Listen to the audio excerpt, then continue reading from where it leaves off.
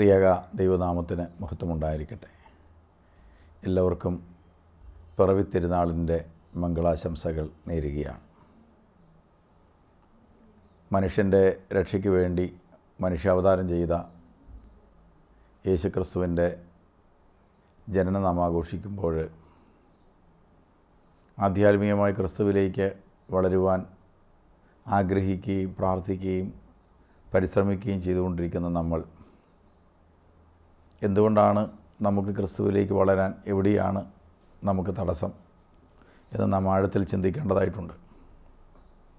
ഒരു മനുഷ്യനെ നാം പരിചയപ്പെടുമ്പോൾ നാം അയാളോട് ചോദിക്കുക അയാളുടെ വീട് എവിടെയാണെന്നാണ്.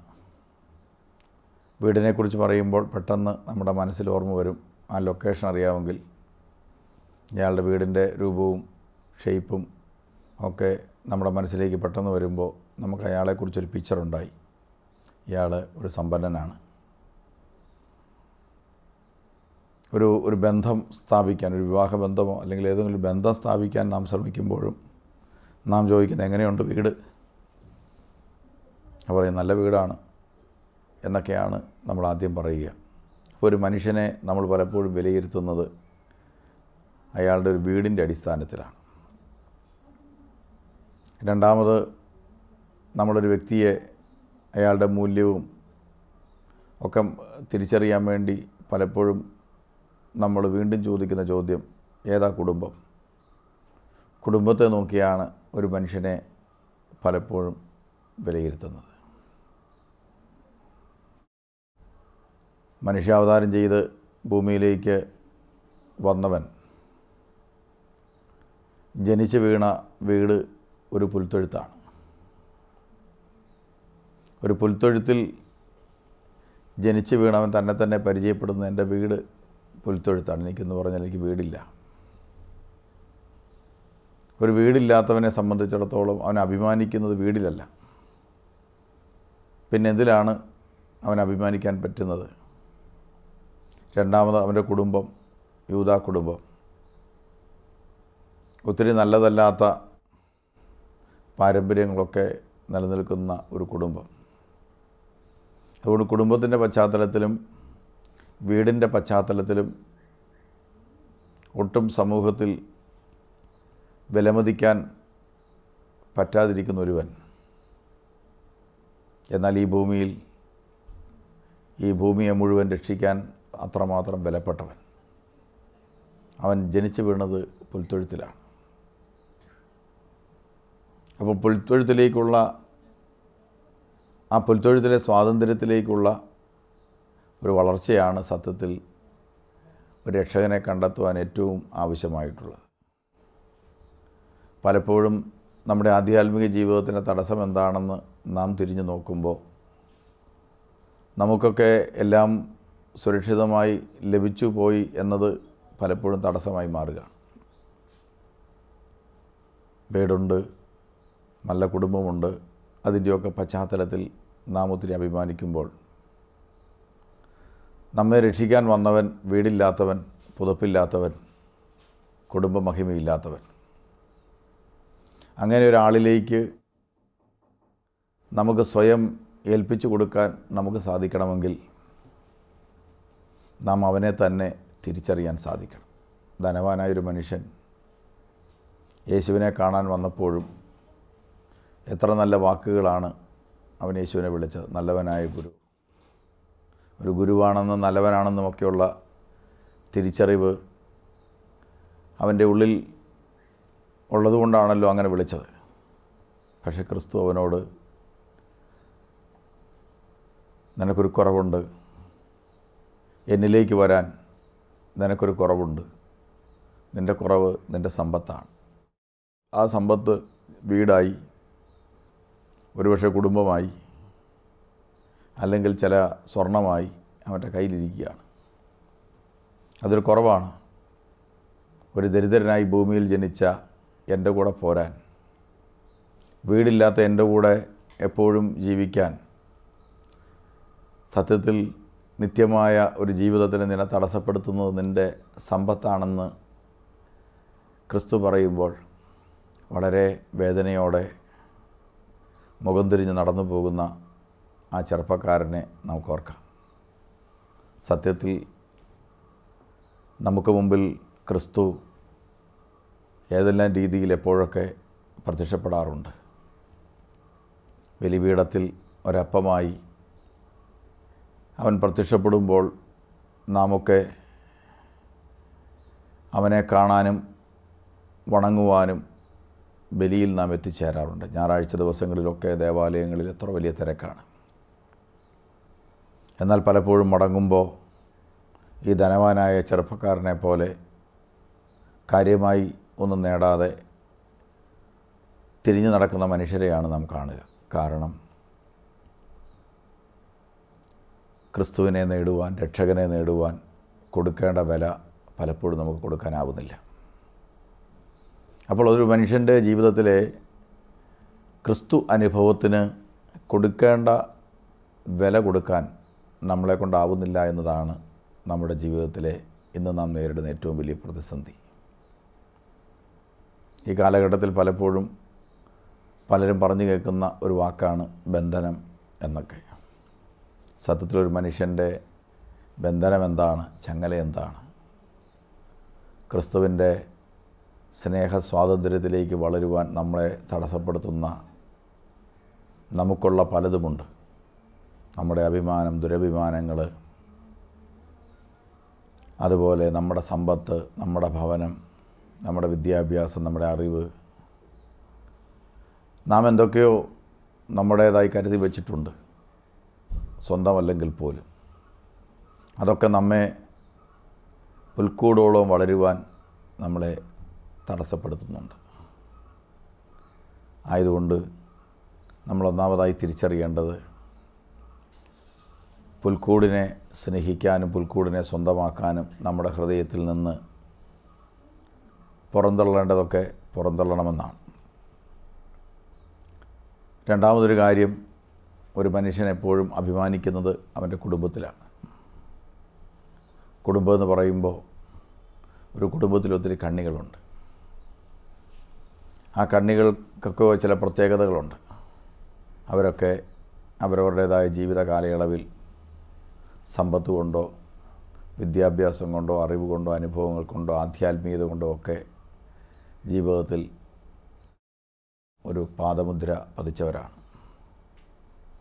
അതുകൊണ്ടാണ് കുടുംബത്തെ നമ്മൾ വിലമതിക്കുന്നത്. നമുക്ക് പിന്നിൽ കടന്നുപോയവരെക്കുറിച്ച് സഭയിൽ പോലും അങ്ങനെയുണ്ട്. മുമ്പിൽ കടന്നുപോയ പിതാക്കന്മാരുടെ പാദമുദ്രകൾ, അതുപോലെ അവർ ചെയ്ത പുണ്യങ്ങൾ, അവരുടെ നന്മകൾ, ഇതൊക്കെ നാം ഒരു വലിയ ആസ്തിയായി നമ്മുടെ ജീവിതത്തിൽ ചേർത്ത് പിടിക്കാറുണ്ട്. സഭാ ജീവിതത്തിൽ പോലും ഒത്തിരി നല്ലതാണ്. എന്നാൽ അങ്ങനെയൊക്കെ ചേർത്ത് പിടിക്കുമ്പോൾ തന്നെ ക്രിസ്തു ചോദിച്ച ഒരു ചോദ്യത്തിന് നാം ഉത്തരം കൊടുക്കണം. ഉയർത്തെഴുന്നേൽപ്പിന് ശേഷം കടൽക്കരയിൽ ദൈവവേളി ഉപേക്ഷിച്ച് പഴയ സ്ഥലത്തേക്ക് വള്ളവും വലയും എടുക്കാൻ തിരിഞ്ഞു നടക്കുന്ന പത്രോസ് അപ്പോസ്തലൻ, അദ്ദേഹത്തിൻ്റെ പിന്നാലെ വിളി ഉപേക്ഷിച്ച് മനുഷ്യരെ പിടിക്കാൻ ഇറങ്ങി തിരിച്ചവർ വിളി ഉപേക്ഷിച്ച് ഞങ്ങളും പോരുന്നുവെന്ന് പറഞ്ഞ് തിരിച്ച് നടക്കുന്നു. ഏറെ രാത്രിയായി, ഒത്തിരി അധ്വാനിച്ചു, കാര്യമായി ഒന്നും കിട്ടാതെ, കാര്യമായ ഒരു ഫലവും നേടാതെ രാത്രി മുഴുവൻ അധ്വാനിച്ച് വിങ്ങി വേർത്ത് നിൽക്കുന്ന അപ്പോസ്തലന്മാർ. അതിൻ്റെ മധ്യത്തിൽ വീണ്ടും ക്രിസ്തു വന്നു. രക്ഷകൻ്റെ വീണ്ടും ഒരവതാരം. അവിടെ വീണ്ടും നടന്നു. ക്രിസ്തുവിൻ്റെ മൊഴികൾ കേട്ട് അവർ വീണ്ടും വലയിറക്കി. വലയിൽ മത്സ്യത്തിൻ്റെ ആധിക്യം അവരെ ഒത്തിരി സന്തോഷിപ്പിച്ചു. അത്ഭുതങ്ങൾ എല്ലാവർക്കും ഒത്തിരി സന്തോഷം നൽകുന്നതാണ്, കുറേ നിമിഷമെങ്കിലും.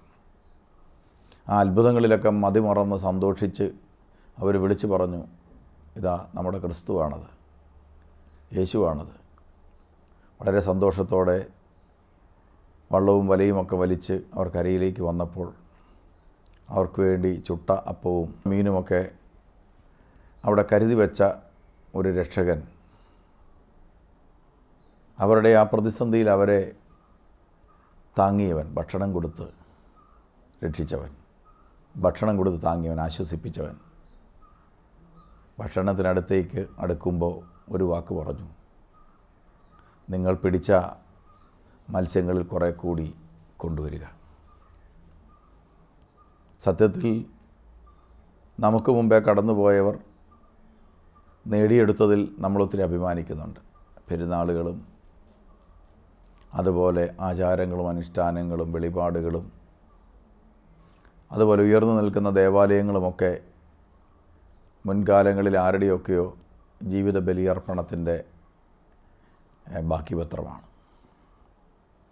ഇതൊക്കെ ഉണ്ടാകാൻ വേണ്ടി, പടുത്തുയർത്താൻ വേണ്ടി ആരൊക്കെയോ എന്തൊക്കെയോ നഷ്ടപ്പെടുത്തിയിട്ടുണ്ട്. നഷ്ടപ്പെടുത്താതെ ആർക്കുമൊന്നും നേടാനാവില്ല. ഏതൊരു ദേവാലയം എടുത്തു നോക്കിയാലും, ഏതൊരു ആധ്യാത്മിക സ്ഥാപനം എടുത്തു നോക്കിയാലും അതിൻ്റെ പിന്നിൽ വളരെ ത്യാഗമെടുത്ത ഒരു പുരോഹിതൻ്റെയോ ഒരു സഭാ നേതാവിൻ്റെയോ ത്യാഗപൂർണമായ, അല്ലെങ്കിൽ ഒരു സന്യാസിയുടെയോ ഒക്കെ ത്യാഗപൂർണമായ ജീവിതമുണ്ട്. ഈ കാലഘട്ടത്തിൽ പലപ്പോഴും പുരോഹിതന്മാരും സന്യാസികളുമൊക്കെ ആക്ഷേപിക്കപ്പെടുന്നൊരു കാലഘട്ടമാണ്. എവിടെയോ ആരുടെയോ കാല് തന്നെ വീഴുമ്പോൾ അതങ്ങ് വല്ലാതെ ആഘോഷിക്കപ്പെടുന്നുണ്ടെങ്കിലും വലിയ ത്യാഗമെടുത്ത് കണ്ണീരൊഴുക്കി പ്രാർത്ഥിച്ച്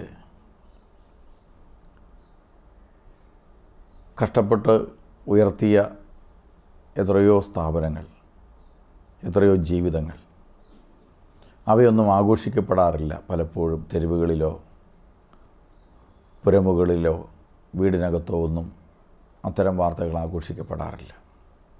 കൽക്കട്ടയിലെ തെരുവ് മുതൽ എത്രയോ സ്ഥലങ്ങളിൽ ഭവനം ഉപേക്ഷിച്ച് പുൽക്കൂട്ടിലേക്ക് ഒതുങ്ങിയവർ ഉയർത്തിയ എത്രയോ ശുശ്രൂഷകൾ, സ്ഥാപനങ്ങൾ. അതുപോലെ വളരെ ത്യാഗപൂർണമായി വീടും കുടുംബവും ഉപേക്ഷിച്ച് സന്യാസം സ്വീകരിച്ചിറങ്ങിത്തിരിച്ച എത്രയോ പേർ പുൽക്കുടിലിൽ ക്രിസ്തുവിനെ കണ്ട് ക്രിസ്തുവിനോടുകൂടെ പണിതുയർത്തിയ എത്രയോ ശുശ്രൂഷകളും എത്രയോ ദേവാലയങ്ങളും എത്രയോ സ്ഥാപനങ്ങളും. അതിൻ്റെ എല്ലാ സൽഫലങ്ങൾ സത്യത്തിൽ നാം പോലും അറിയാതെ പരോക്ഷമായോ പ്രത്യക്ഷമായോ നാമൊക്കെ അനുഭവിക്കുകയാണ്. അതുകൊണ്ട് ഈ കാലഘട്ടത്തിൽ നമ്മളോട് ക്രിസ്തു ഈ ക്രിസ്മസിന് ചോദിക്കുന്ന ഒരു ചോദ്യമുണ്ട്. നീ പിടിച്ച മത്സ്യത്തിൽ കുറേ കൂടി കൊണ്ടുവരിക. നാം അഭിമാനിക്കുന്ന നമ്മുടെ കുടുംബം, അഭിമാനിക്കുന്ന പാരമ്പര്യങ്ങൾ, ദേവാലയങ്ങൾ, അതുപോലെ നമ്മുടെ ഭവനം, നാം സമ്പാദിച്ചവ, നമ്മുടെ മക്കൾ, ഇതിൽ നിന്നെല്ലാം നമുക്കുള്ളതെല്ലാം എന്തെങ്കിലുമൊക്കെ അതിൽ നിന്ന് സമർപ്പിച്ച് ഞാനായി ക്രിസ്തുവിന് വേണ്ടി നേടിയ, പങ്കുവെക്കാൻ വേണ്ടി നേടിയ ഒരപ്പവുമായി നീ എൻ്റെ അടുക്കലേക്ക് വരിക. ബലിപീഠത്തിലേക്ക് ഈ ക്രിസ്മസിന് ബലിക്കായി നമ്മൾ ഇറങ്ങുമ്പോൾ നമ്മുടെ കയ്യിലൊരു അപ്പം ഉണ്ടാവണം. ആ അപ്പം എൻ്റെ ജീവിതത്തിൽ ക്രിസ്തുവിനെ നേടാൻ വേണ്ടി, ക്രിസ്തുവിലേക്ക് വളരാൻ വേണ്ടി, പുൽക്കൂട്ടിലേക്ക് ഒതുങ്ങുവാൻ വേണ്ടി ഞാൻ നഷ്ടപ്പെടുത്തുന്നതാവണം എന്നാണ് എൻ്റെ പ്രാർത്ഥന. ആയതുകൊണ്ട് നമുക്കെന്തെങ്കിലും പരിത്യജിച്ചുകൊണ്ട് മാത്രമേ ക്രിസ്തുവിനെ നേടാൻ സാധിക്കൂ. മുൻകാലങ്ങളിൽ ഇത്തരം പരിത്യാഗം ചെയ്ത് നമുക്ക് ക്രിസ്തുവിനെ കൈമാറി തന്ന, പങ്കുവച്ച് തന്നവരെ നമുക്ക് അഭിമാനത്തോടും പ്രാർത്ഥനയോടും കൂടി ഓർക്കേണ്ട നിമിഷം കൂടിയാണിത്. അതോടൊപ്പം നമ്മുടെ വരും തലമുറയ്ക്ക് ക്രിസ്തുവിനെയും അവൻ്റെ സ്നേഹത്തെയും പങ്കുവച്ച് കൊടുക്കുവാൻ, പുൽക്കൂടോളം ഒതുങ്ങുവാനുള്ള ആട്ടിടയന്മാരുടെ മനോഭാവം നമുക്കുണ്ടാകേണ്ടിയിരിക്കുന്നു. ആട്ടിടയന്മാരും അങ്ങനെയായിരുന്നു. തങ്ങളുടെ വയലുകളിൽ ആടുകളെ മേയിച്ചുകൊണ്ടിരിക്കുന്നിടത്തു നിന്ന് ഈ സദ്വാർത്ത കേട്ടപ്പോൾ ആടുകളെയുമായി പുൽക്കൂടിൻ്റെ എളിയ തലത്തിലേക്ക് അവർ വളരുകയായിരുന്നു. അതുകൊണ്ട് ക്രിസ്തുവിനെ അവർ നേരിട്ട് കണ്ടു. ക്രിസ്തു അനുഭവം അവർക്കുണ്ടായി. രാജാക്കന്മാർ, വിദ്വാൻമാർ, പൂജരാജാക്കന്മാർ അവർ ക്രിസ്തുവിനെക്കുറിച്ചുള്ള കേട്ടറിവിലാണ് ഇറങ്ങിത്തിരിച്ചത്. അവരറിവുള്ളവരാണ്, ജ്ഞാനികളാണ്. പക്ഷേ അവരുടെ ജ്ഞാനവും അറിവും പോലും അവരെ വഴിതെറ്റിച്ചു. എന്നിട്ടും അവർ പിൻവാങ്ങിയില്ല. അവസാനം അവർ കണ്ടെത്തി. ചില അടയാളങ്ങൾ അവരെ അവിടെ കൊണ്ടെത്തിച്ചു. പുൽക്കൂടിന് മുമ്പിൽ കുമ്പിടുവാനും വണങ്ങുവാനും തങ്ങളുടെ നിക്ഷേപപാത്രങ്ങൾ തുറന്ന് ഉണ്ണിയേശുവിൻ്റെ മുമ്പിൽ സമ്മാനങ്ങളർപ്പിച്ച്, ഉണ്ണിയേശുവിൻ്റെ മുമ്പിൽ ഉപഹാരങ്ങളർപ്പിച്ച് ആ മാതാവിൻ്റെ കയ്യിലിരിക്കുന്ന കുഞ്ഞിനെ താണുവണങ്ങാനും മാത്രം ജ്ഞാനികളുടെ മനസ്സ് എളിമയിലേക്ക് താന്നു. അവിടെയാണ് ക്രിസ്തു അനുഭവം ഉണ്ടാകുന്നത്. എളിമപ്പെടുവാനും താഴുവാനും നമുക്ക് കിട്ടുന്ന അവസരങ്ങൾ നമ്മുടെ ഉള്ളിലെ ആന്തരികതയിൽ നിലനിൽക്കുന്ന അഹന്തയോ അതല്ലെങ്കിൽ നമുക്ക് അഭിമാനിക്കാനുള്ള ചിലതൊക്കെ മൂലം നമുക്ക് ക്രിസ്തുവിൻ്റെ മുമ്പിൽ താന്നുകൊടുക്കാൻ, ക്രിസ്തുവിൻ്റെ മൊഴികൾക്ക് മുമ്പിൽ വഴങ്ങിക്കൊടുക്കുവാൻ, വണങ്ങുവാൻ, തലകുനിക്കുവാൻ നമ്മളെക്കൊണ്ട് കഴിയാതെ പോകുന്നു. ഇതുവഴി നാം പോലും അറിയാതെ നാം വേറിട്ട വഴിയിലൂടെ പോവുകയാണ്. അതുകൊണ്ടാണ് ക്രിസ്മസ് നമ്മുടെ ജീവിതത്തിൽ ഇന്നും അനുഭവവേദ്യമാകാത്തത്. മൂന്നാമത്തെ ഒരു കാര്യം നാം തിരിച്ചറിയേണ്ടത്, ക്രിസ്തു മനുഷ്യനായി ഭൂമിയിൽ പിറന്നു വീണ് ദിവസങ്ങൾ പോലും കഴിയുന്നതിന് മുമ്പേ സ്വന്തം ജീവിതത്തിന് എല്ലാ സുരക്ഷിതത്വങ്ങളും നഷ്ടപ്പെട്ട് 2 വയസ്സിൽ താഴെയുള്ള എല്ലാ കുഞ്ഞുങ്ങളെയും തന്നെ കൊല്ലുവാൻ വേണ്ടി, തന്നെ കണ്ടെത്തുവാൻ വേണ്ടി വധിക്കുമ്പോൾ തൻ്റെ ജനിച്ച ദേശത്ത് ഒട്ടും സുരക്ഷിതനല്ലാതെ ബേത്ലഹേമിൽ നിന്ന് അവൻ ഈജിപ്തിലേക്ക് പലായനം ചെയ്യേണ്ടി വന്നു.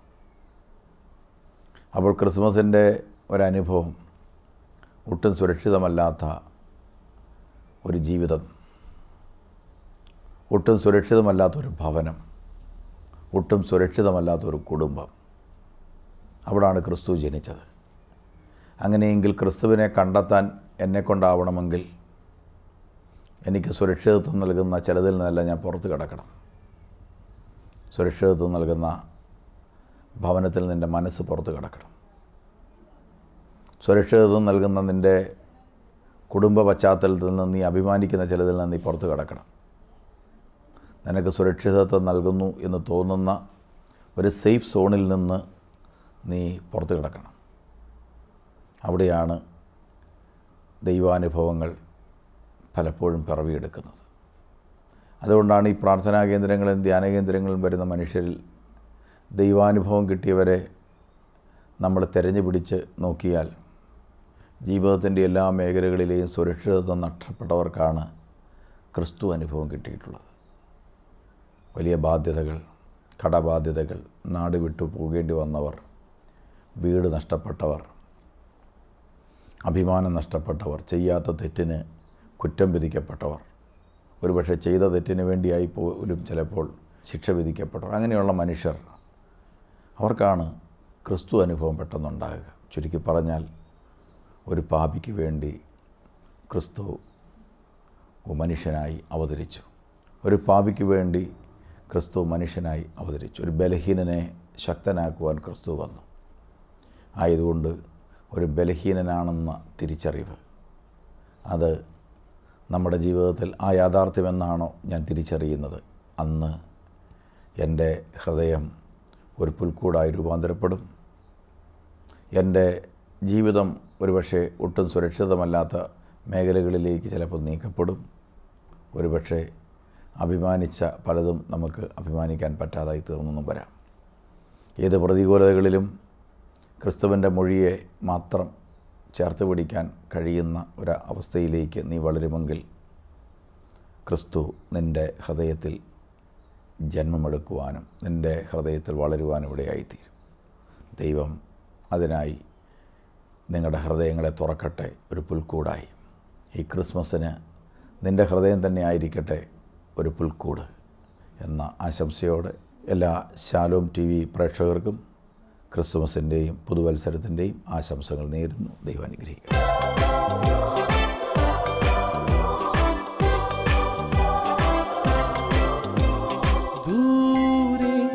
ദൂരെ ദൂരെ മിന്നിത്തെന്നും താരങ്ങൾ കേൾക്കുന്നിതാ, ദൂരെ ദൂരെ വാനിൽ നിന്നും ഗീതങ്ങൾ. മഞ്ഞണിയുന്ന ഈ സുദിനം മാനവരക്ഷകൻ പിറന്ന ദിനം. മഞ്ഞണിയുന്ന ഈ സുദിനം മാനവരക്ഷകൻ പിറന്ന ദിനം. ഒന്നായി ഒന്നായി ചേർന്നിടാം, ആമോദത്തോടൊന്നായി